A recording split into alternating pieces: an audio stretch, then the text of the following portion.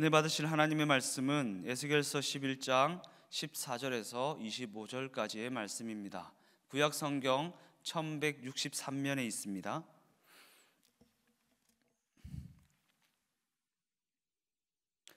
구약 성경 1163면 에스겔서 11장 14절에서 25절까지의 말씀 다 같이 합독하시겠습니다.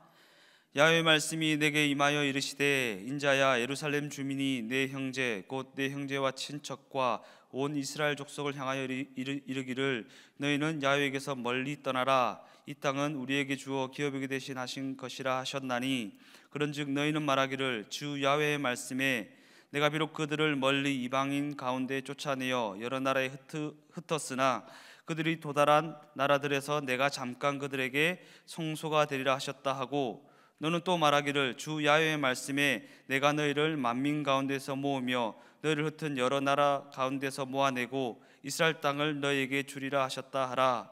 그들이 그리로 가서 그 가운데 모든 미운 물건과 모든 가증한 것을 제거하여 버릴지라. 내가 그들에게 한 마음을 주고 그 속에 새 영을 주며 그 몸에 돌 같은 마음을 제거하고 살처럼 부드러운 마음을 주어 내 율례를 따르며 내 규례를 지켜 행하게 하리니, 그들은 내 백성이 되고 나는 그들의 하나님이 되리라. 그러나 미운 것과 가증한 것을 마음으로 따르는 자는 내가 그 행위대로 그 머리에 갚으리라. 나 주 야훼의 말이니라. 그때의 그룹들이 날개를 드는데 바퀴도 그 곁에 있고 이스라엘 하나님의 영광도 그 위에 덮였더니, 야훼의 영광이 성읍 가운데서부터 올라가 성쪽 동쪽 산에 머무르고 주의 영이 나를 들어 하나님의 영의 환상 중에 데리고 갈대아에 있는 사로잡힌 자 중에 이르시더니, 내가 본 환상이 나를 떠나 올라간지라. 내가 사로잡힌 자에게 야훼께서 내게 보이신 모든 일을 말하니라. 아멘. 오늘은 너희를 다시 회복시키리라 하는 말씀입니다. 여러분, 그런 책이 있습니다. 게오르기라는 사람이 25시라는 책을 썼는데, 거기에 보면 이분이 군대에 들어가서 이제 수병이 됩니다. 잠수함에 배치됐는데 그가 하는 일이 뭐냐? 중요한 자리에 토끼 한 마리를 놓고 토끼 눈만 하루 종일 들여다보는 거예요. 토끼 눈이 갑자기 변하든지 빨갛게 좀 이상하게 변하게 되면 얼른 보고를 해야 됩니다. 왜 그런지 압니까? 잠수함은 깊이 물속에 들어가잖아요. 그러니까 수압도 있고 공기가 희박해질 때가 있단 말이에요. 사람들은 그걸 잘 모르는데 토끼 눈에 그게 커졌다 작아졌다. 토끼 눈이 잠수함의 문명이야, 수병들이. 그래서 야, 안 되겠다, 토끼 눈이 다르다 그러면 올라가야 됩니다. 올라가서 좀 숨을 좀 쉬고 난 다음에 또 쑥 내려가는 것입니다. 여러분, 토끼의 눈이 잠수함에 있는 모든 사람들의 건강을 때로는 좌지우지하는 것처럼 세계 운명을 좌우하는 눈은 무엇입니까? 두 가지라고 봅니다. 첫째는 하나님 말씀입니다. 말씀 속에 세계의 역사가 쫙 전개되어 있어요. 창조로부터 타락으로부터 구원으로부터 세계 역사로부터 흘러온 역사, 앞으로 또 어떻게 될 것인가, 저 세상 끝날 아니라 영생하는 나라에까지 성경책이 다 우리 가운데 보여줍니다. 또 한 가지 뭐냐? 이스라엘 나라예요. 이스라엘 나라를 하나님이 세계의 눈으로 삼은 거예요. 이스라엘 나라를 쳐다보면은 거기에 성경이 나오고 거기에서 세계 운명의 역사가 나오게 되는 것입니다. 자, 오늘 성경은 하나님께서 이스라엘의 회복을 가르쳐주고 있는 것입니다. 그런데 여러분, 이스라엘의 회복은 크게 바라보면 세 가지로 볼 수가 있는 것입니다. 첫째는요, 바벨론 포로 시대 후 귀환과 성전 건축, 이게 이스라엘의 회복입니다. 우리가 계속 이스라엘의 바벨론으로 끌려가서 포로 생활하고 고통당하고, 그렇지만은 반드시 돌아와서 그들이 회복을 하고 성전을 건축하고 하나님께 영광을 돌리는 날이 다가오더라는 것입니다. 두 번째는 뭡니까? 이스라엘이 나라가 망합니다. 그래서 AD 70년에 로마에 의해 가지고 예루살렘 성에 돌 위에 돌 하나 남기지 않고 다 흩어져 버려. 완전히 회파되고 이스라엘 민족은 다 흩어져서 1000몇백 년간을 흩어져 삽니다. 그러나 하나님이 그들을 때가 되매 불러 회복시킵니다. 이스라엘의 독립 1948년 5월 14일 날, 그날 이스라엘 독립을 통해 가지고 다시 그들이 회복되게 되는 것입니다. 그 다음에 마지막 세 번째는요, 7년 환란 때에 이스라엘 백성들 지금은 예수 안 믿지 않습니까? 세계 흩어져 있는 이스라엘 사람들을 약 1200~300만 명 잡습니다. 국내의 절반, 한 650만, 해외의 절반 정도 흩어져 있는 걸 봅니다. 그런데 예수 믿는 사람 2~3만 명밖에 안 된대요. 겉으로 나타내는 사람. 그러니 예수님이 그 나라에서 나왔고 예수님이 그 가운데 십자가 흔적이 그 성지순례 가보면 다 있잖아요. 예수님 태어난 곳 베들레헴, 거기에 막 수많은 사람들이, 지금은 뭐 코로나 때문에 못 가겠지만 하루에 막 수천 명씩, 때는 수만 명씩 예수님의 흔적을 다 돌아다니 보는 거예요. 그대로 다 있어요. 십자가에 못 박혀 돌아가신 거, 부활하신 무덤이라든지 다 그들이 있지 않습니까? 그런데도 그들은 안 믿습니다. 왜 그런지 압니까? 따라 지금은 이방인의 시대이기 때문에, 지금은 이스라엘에게서 마음을 빼앗아 가지고 이방인들에게 복음이 증거되게 해가지고, 그러나 7년 예수님이 이제 공중 강림하셔서 믿는 백성들을 다 휴거로 데리고 올라갑니다. 이 땅에 그러면 삭막하니 복음 전할 자도 없죠. 그때 하나님이 이스라엘 백성들을 갖다 일으킵니다. 14만 4천 명. 이거는 이단들이 말하는 그 14만 4천이 아니에요. 12지파에서 12,000명씩 합하면 14만 4천 명. 그들을 하나님이 일으켜가지고 그때서야 회개하고 자복하고 복음을 전하고 목숨 걸면서 이스라엘 사람들이 복음을 전하게 된 것입니다. 지금 몇만 명밖에 안 되는 사람들이 그 때가 되면은요, 회복의 때가 다가오는 거예요. 주님을 위해 순교당한 걸 감사하게 생각하고, 그들이 막 예수님을 십자가 못 박았던 것을 가슴을 주고 통곡을 하고, 그리고 참된 이제 회복이 이루어지게 된다는 것입니다. 특별히 주님은요, 무화과 나무의 비유를 통해서 말세의 징조를 우리 가운데 보여주셨습니다. 마태복음 24장 32절에 보면, 한번 읽겠습니다. 함께. 무화과 나무의 비유를 배우라. 그 가지가 연하해지고 잎사귀를 내면 여름이 가까운 줄을 아나니, 이와 같이 너희도 이 모든 일을 보거든 인자가 가까이 곧 문 앞에 이른 줄 알라. 여러분, 이 말씀 뭔지 압니까? 무화과 나무는 이스라엘 나라의 국화나 마찬가지예요. 물론 올리브 나무도 국화라고 하지만은 성경에 보면 무화과 나무의 비유는 이스라엘 민족을 보여주는 거예요. 자, 그럼 이스라엘 민족이 그때 완전히 이제 나라를 빼앗기고 그들이 흩어졌지 않습니까? 그럼 이들이 언제 돌아오게 되느냐? 무화과 나무가 잎사귀를 내면, 다시 독립이 되면은 그때 말세가 가까워진다는 말이 된다는 것입니다. 내가 진실로 너에게 이르노니, 따라 이 세대가 지나가기 전에, 이 세대라는 것은 한 세대를 말합니다. 이 세대가 지나가기 전에 이 일이 다 일어나리라. 그래서 1948년 5월 14일 날 독립이 됐죠. 천지는 없어질지언정 내 말은 없어지지 아니하리라. 그러나 그날과 그때는 아무도 모르나니 하늘의 천사들도 아들도 모르고 오직 아버지만 아시는 이 예수님의 재림, 주의 강림 때는 이거는 예수님 자신도 모르고 천사도 모르고 아들도 모르고 오직 아버지 하나님만 아신다는 것입니다. 그러면 성경은 이와 같이 또 말합니다. 노아의 때와 같이 인자의 임함도 그러하리라. 홍수전에 노아가 방주에 들어가던 날까지 사람들이 먹고 마시고 장가들고 시집가고 있으면서 홍수가 나서 그들을 다 멸하기까지 깨닫지 못했어요. 예수님 임함도 이와 같으리라. 세상 먹어라 마셔라 부어라 마셔라 막 온갖 죄를 지면서 예수님이 언제 오시냐, 세상 종말 없다, 천국 없다, 그러고 산다는 것입니다. 그때 두 사람이 밭에 있음에 한 사람은 데려가고 한 사람은 버려둠을 당할 것이요, 두 여자가 맷돌질하고 있음에 한 사람은 데려가고 한 사람은 버려둠을 당할 것이니라. 따라합시다. 그러므로 깨어 있어라. 어느 날에 너희 주가 임할는지 너희가 알지 못함이니라. 그러니까 이스라엘 독립 이후부터는요, 하루하루가 우리가 마음을, 주님 오실 날을 기다리는 마음을 가져요.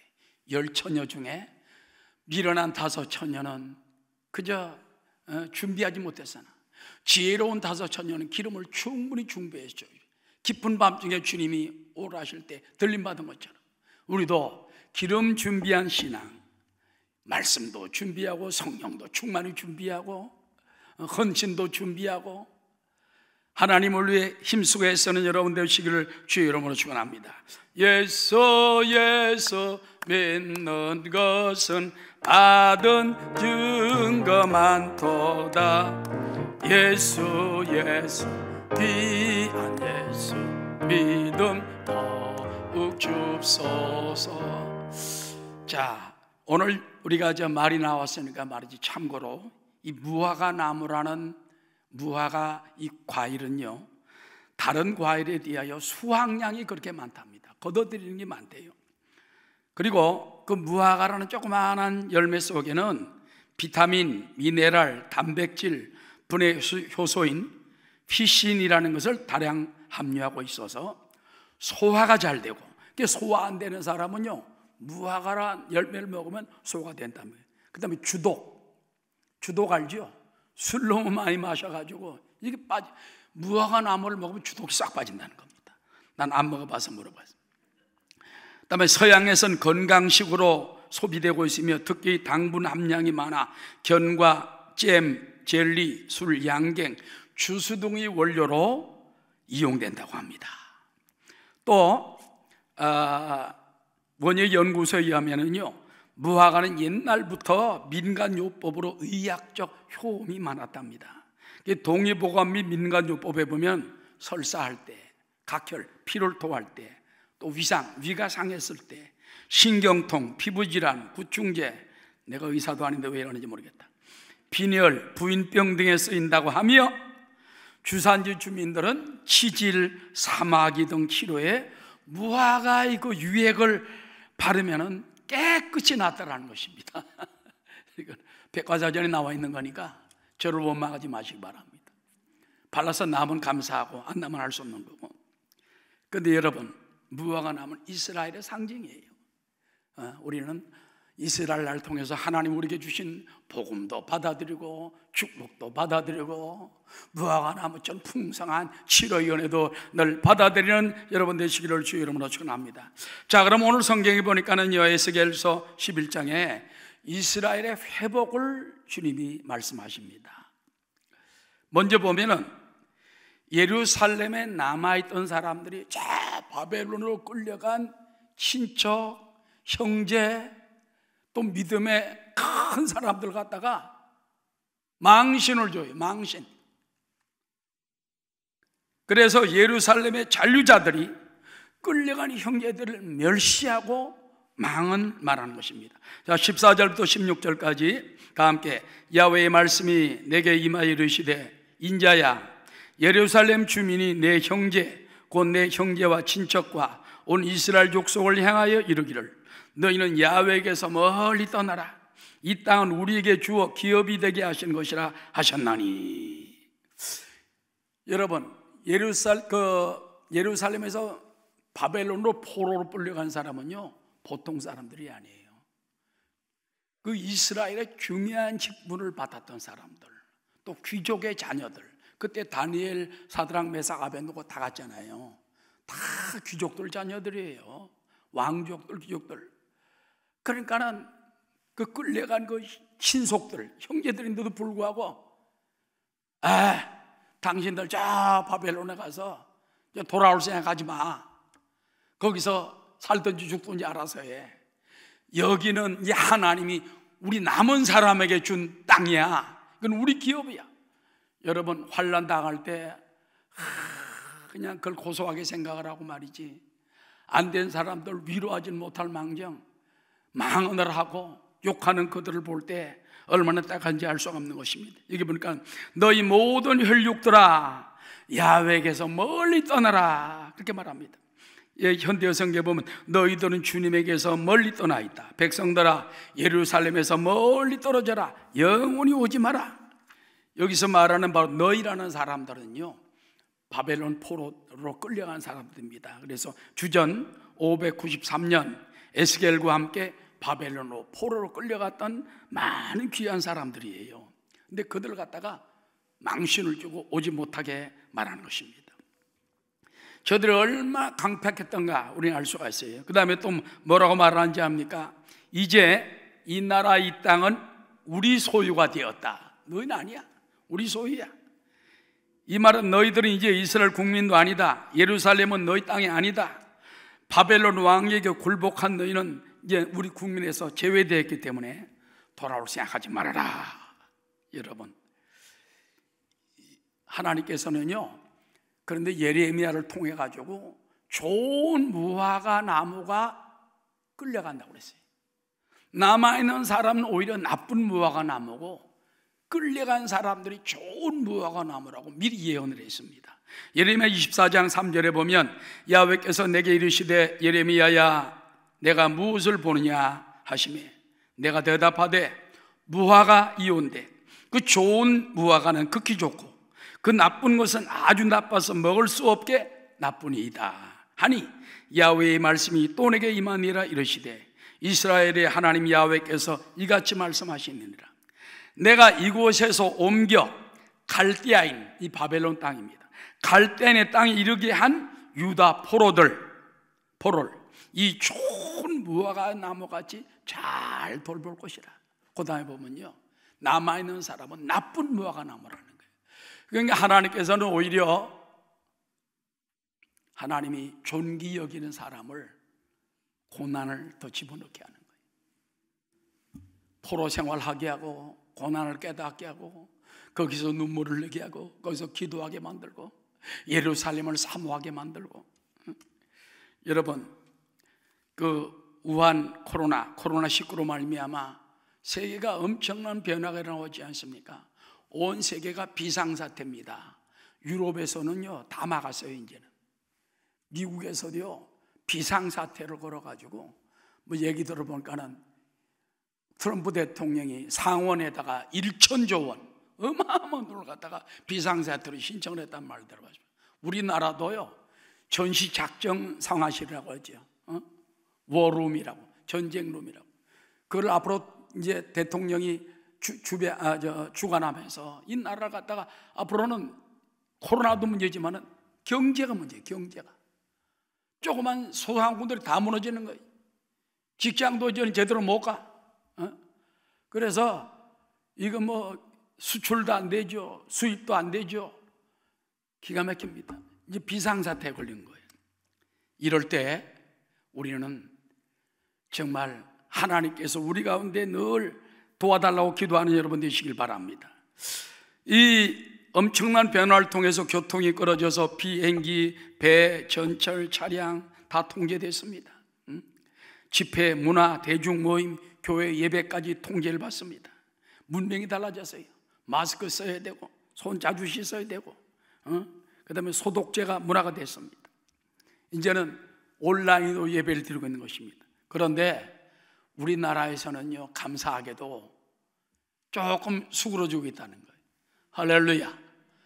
900명, 700명, 600명, 500명 하다가 요즘 100명 이하로 떨어져가지고 어제도 보니까는 90명이 넘는 사람이 났더라고요. 근데 60명은 대구에 있는 요양병원 한 곳에서 60명 환자가 나온 거예요. 그러니까 집단이 모여 있는 것이 굉장히 위험하다고. 여러분 잘 떨어져 앉아서 몇 명 안 되지만은 한 5m, 10m씩 뚝뚝 떨어져 앉으면은 뭐래 비말이라는 것이 2m밖에 안 간대. 윤종로 목사 말에 요 앞 바로 떨어지니까 여러분 절대 마스크 안 써서 사실은 돼. 그 다음에 가정에서도 마찬가지고. 그런데 우리나라는 참 그래도 참 잘 대처하는 나라에 돌아가가지고 여러 나라에서 뭐 여러 가지 방법도 수입을 해가고 이렇게 하고 있는데 요즘 보니까는 우리 대한민국 사람들이 마음이 착한 것 같아요. 경찰서나 파출소 앞에다 어떤 사람들은 마스크를 몇 개 갖다 놓기도 하고, 어떤 사람은 봉국 타가지고 그거 갖다 놓기도 하고, 나보다 더 불쌍한 사람 도와주라는 거예요. 애들이 이제 학교 안 가고 4월 언제까지 이제 쉬니까는 아파트에서 막 들고 뛰고 그냥 말이에요. 올 때 갈 때 없는. 부모님들이 다 그 맞벌이 나간 집안이니 애 혼자 있잖아요. 돌봐줄 데가 없다는 거예요. 밥도 안 준 날이에요.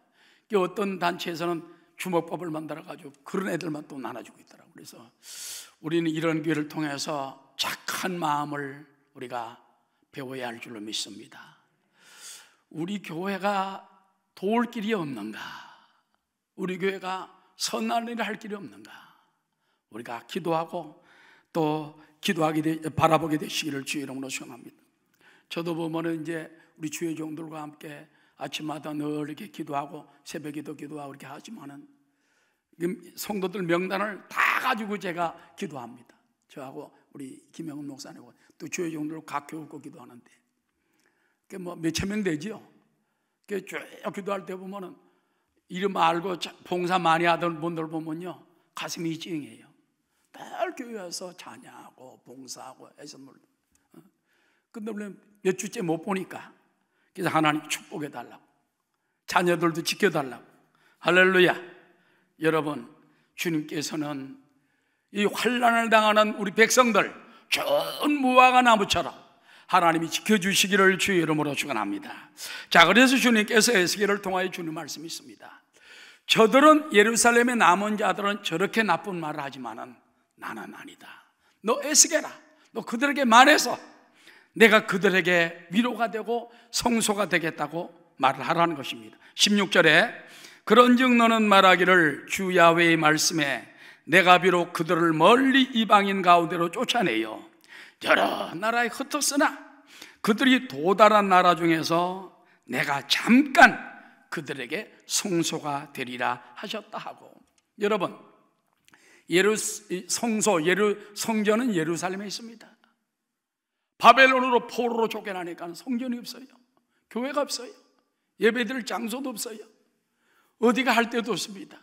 어떤 때는 바닷가에 나가서 강가에 나가서 탄식을 하고 울고 그랬는데 하나님이 에스겔을 통해 말씀합니다. 걱정하지 말아라.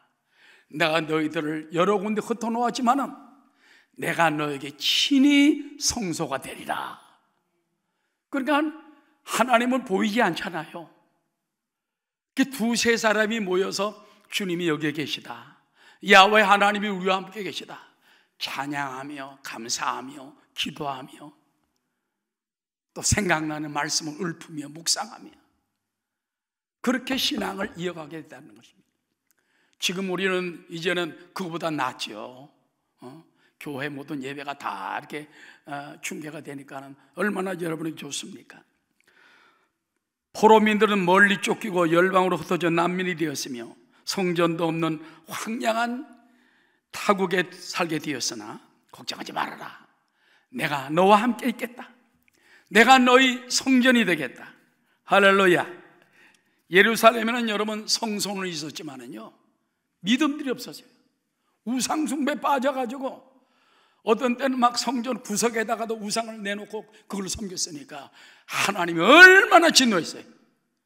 그러나 바벨론 포로로 간 사람들은 두세 명이 모여서 기도하고 감사하고 예배드리고 찬양하고 숨죽여 기도하고 거기에 하나님 계신 거예요.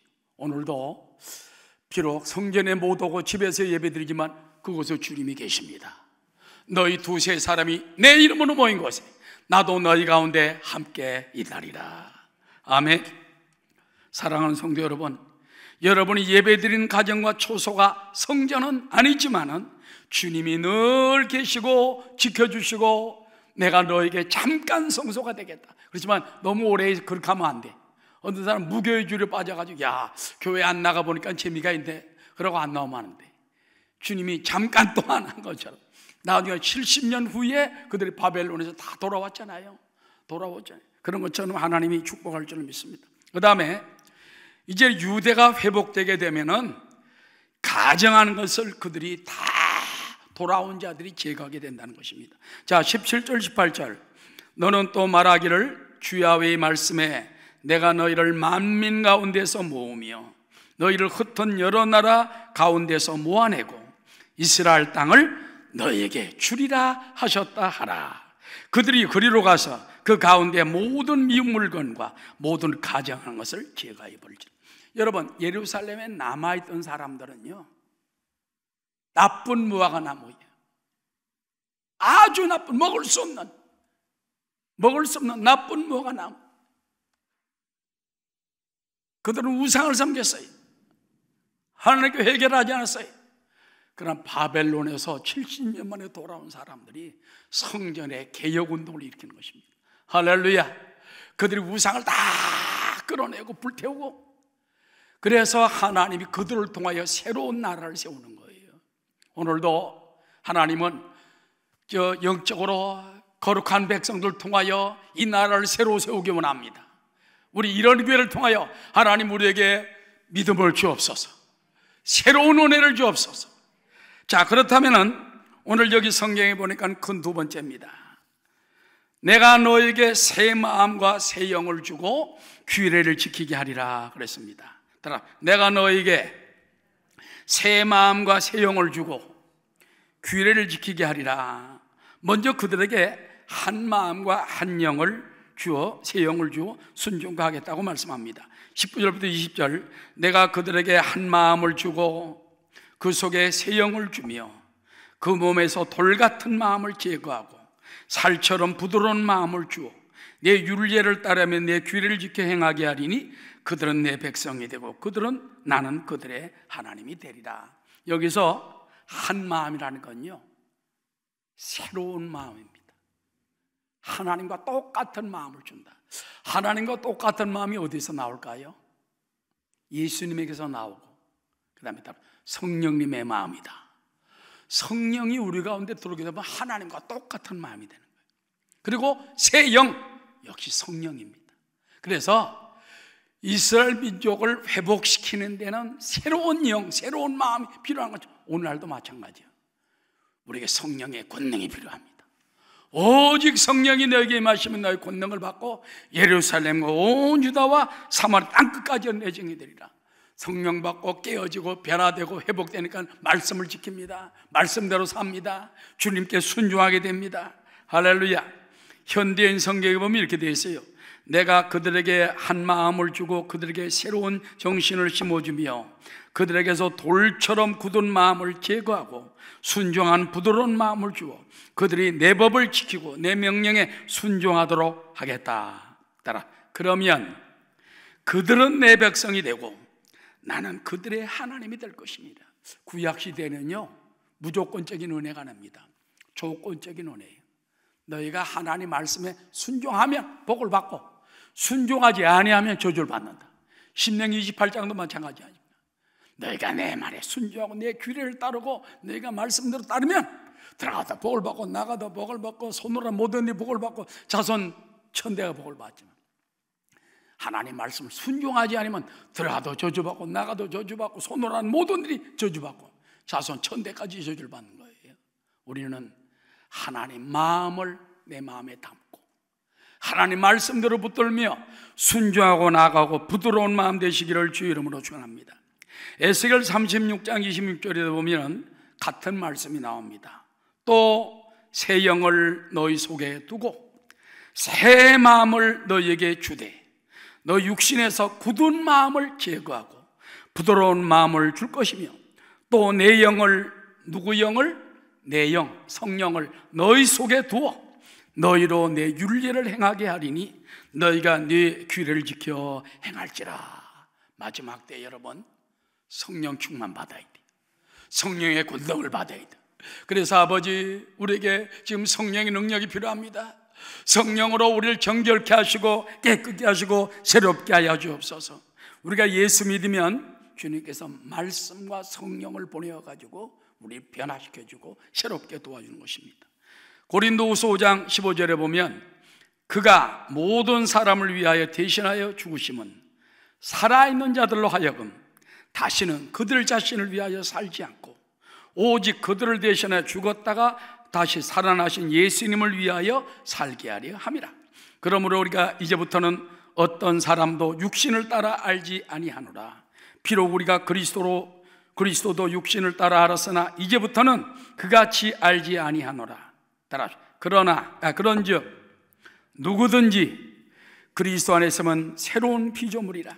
이전 것은 지나갔으니 보라 새 것이 되었도다. 늘 새로운 창조물, 새로운 피조물로 말씀 충만, 성령 충만도록 예수 믿고 거듭남으로 승리의 삶을 살게 되시기를 주 이름으로 축원합니다.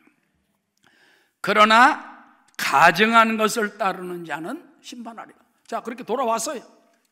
돌아왔는데 회복이 됐는데도 또 가증한 일을 또 합니다. 하나님 말고 다른 복이 있을 거야. 하나님 말고 우상에 섬기면 더 나은 복을 받을 수 있을 거야. 그 치우치고 숨겨서 죄를 짓고.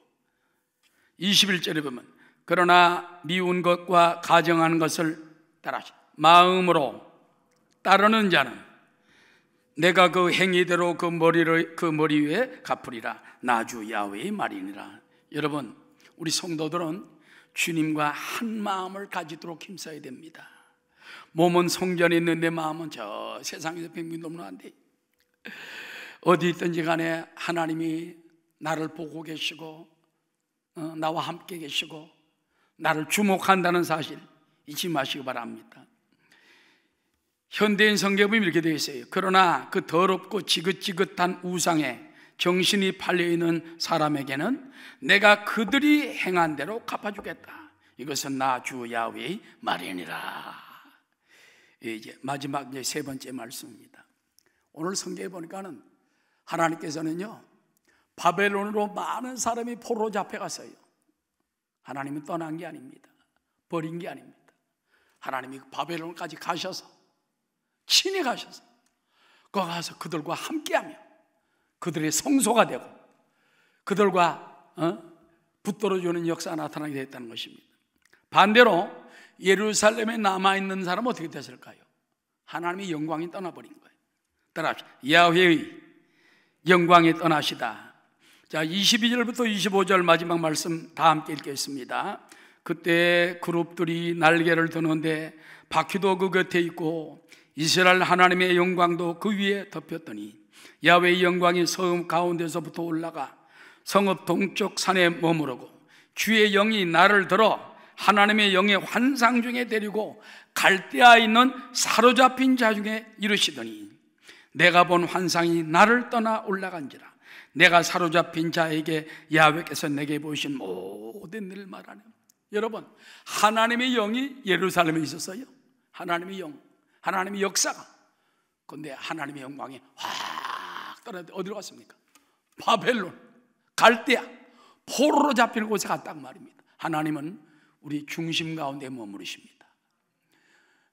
그래서 우리가 어디 가시 늘 중심에 하나님께서 내 가운데 영광 가운데 임해달라고 기도하는 삶이 되어야 할 줄 믿는 것입니다.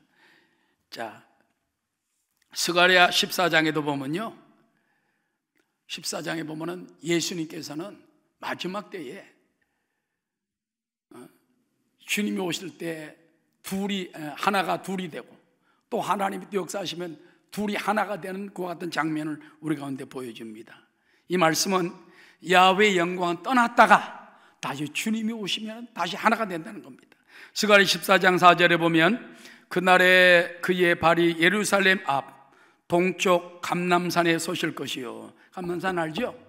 감람산은 그 한가운데가 동서로 갈라져 매우 큰 골짜기가 되어서 산 절반은 북으로 절반은 남으로 옮기고 그 산 골짜기는 아셀까지 이르리라. 쫙 갈라주는 것입니다. 구원받는 자와 구원 안 받는 자, 순종하는 자와 순종 안 되는 자가 갈라지는 거예요. 그러나 스가랴 14장 8절에 보니까 그날의 생수가 예루살렘에서 솟아나서 절반은 동해로 절반은 서해로 흐를 것이라. 여름에도 겨울에도 그러하리라. 야훼께서 천하의 왕이 되시니, 천년 왕국을 이제 만들기 위해서 천하의 왕이 되시는 겁니다. 그날에는 야훼께서 홀로 한 분이시, 그때는 왕이 없어요. 예수님밖에 없어요. 예수님만이 만왕의 왕, 만주의 주요, 홀로 왕이 되신다는 것입니다. 그의 이름이 홀로 하나이실 것이라. 그때는 뭐 미국이고 소련이고 뭐 그게 없어요. 주님께서 완전히 왕으로 혼자 계시고 나머지 성도를 통하여 이 나라를 다스리게 될 때가 바로 말세의 때인 줄로 믿습니다. 할렐루야. 말씀이 좀 어려울 수도 있어요. 예.